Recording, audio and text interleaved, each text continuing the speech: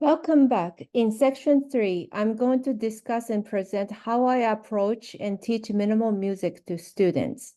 I learned teaching analysis in piano pedagogy class at Butler, and I found it very helpful when I introduced a new piece to my student. I prepared well and knew the piece inside out. It helps me to predict the challenges that student might encounter, and then I could help by providing several ways to solve their problems in advance. It's efficient and time energy saving for both teacher and student after all. I also found that it has been quite effective when I taught minimal music since so many parts are repetitive. Japanese female judo Olympic medalist Ryoko Tani said when she faces her opponent, she thinks of 100 strategies in a second. We piano teachers, I feel sometimes similar to her thoughts, that we think of numerous ways to solve students all kinds of technical issues and musical matters in a fly because lesson time is so short. So what is teaching analysis? I prepared lessons with teaching analysis sheet and create a prep sheet. Teaching analysis is a framework to understand the piece and guidance how to teach before I get ready to teach to my students. It is, again, helpful to use for any kind of music, including classical music such as minuet, bagatelle, and sonatina.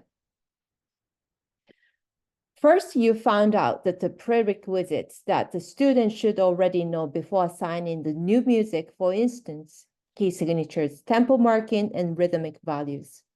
Next, list the technical skills that students should already be comfortable with, such as scales, rhythmic patterns, coordination, and voicing.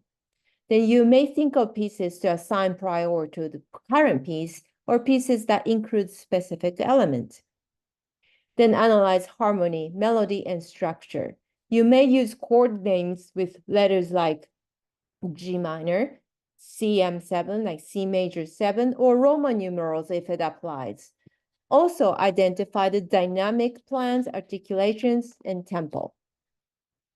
For the context, history, and the purpose, list of the things you would discuss, ask questions, and tell students.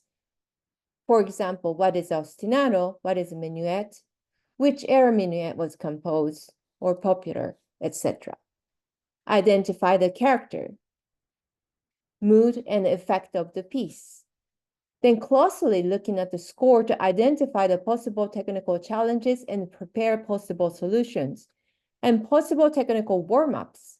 Based on your analysis and the information, you create a prep sheet for students and create weekly prep sheet and assignment. Creative activities at the bottom enhance the skill and understanding of the music by doing activities outside the actual repertoire. For example, taking an idea of Alberti bass and create their own melody, playing various articulations and such. This is a handout of minimal music repertoire showing how I categorize and choose the piece. I consider the importance of minimal music that supports all musical genres. There is single sheet music and several books for late intermediate to advanced students. The ones highlighted with orange are elementary level. With the blue are intermediate, and with green are all the advanced pieces that I'm going to discuss them shortly with the teaching analysis. Here are the summary of the pieces I worked with my students.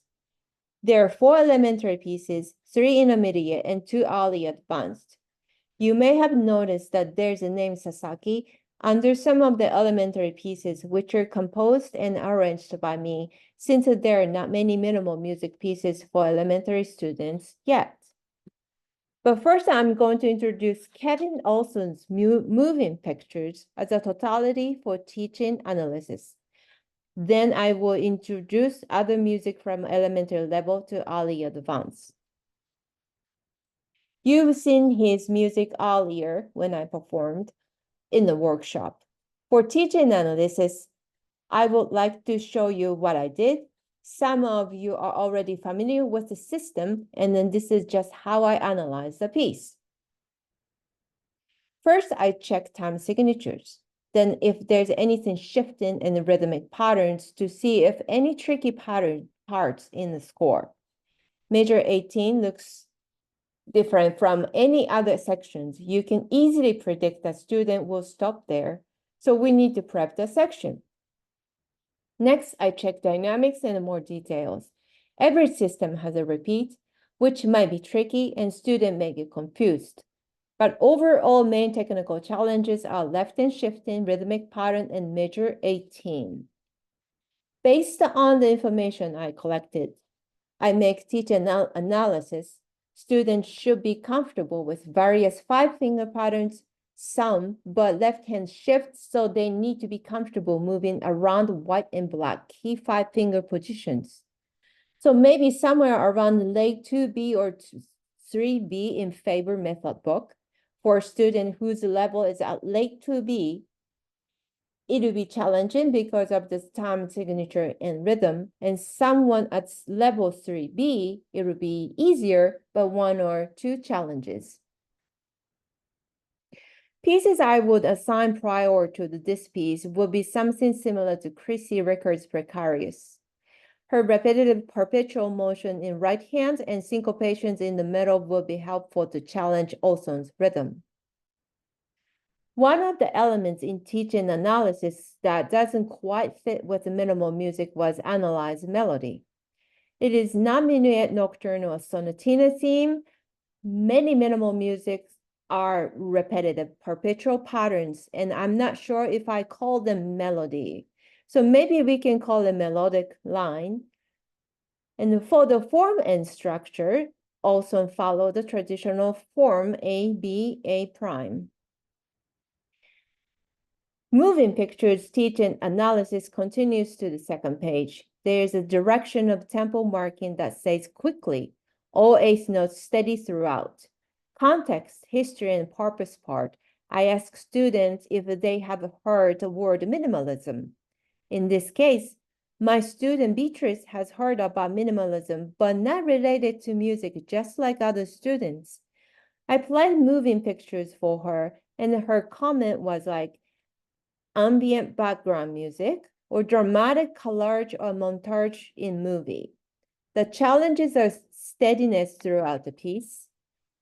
To keep tracking where you are, dynamics and coordination between hands and rhythm in measure 18, which will be one of the first things to solve.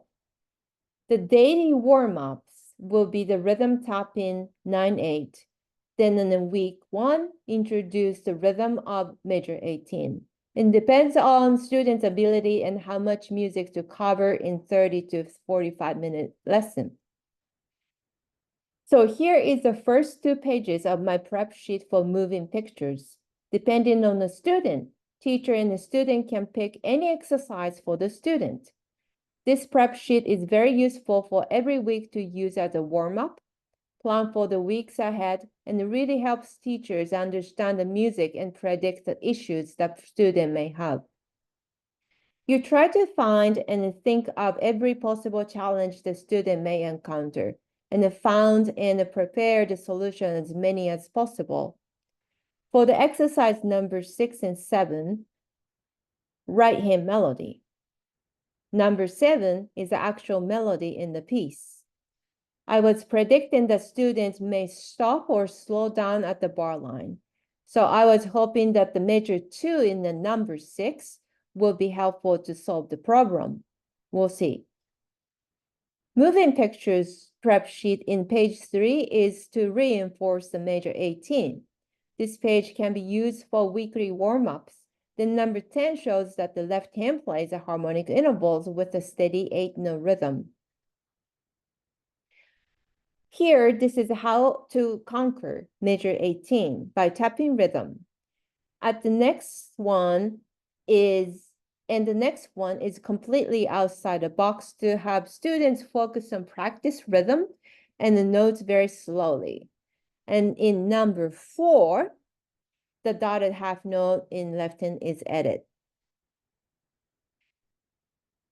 This is a short excerpt of the exercise I worked with Beatrice. We began with playing the rhythm on piano with some notes. Then we tapped.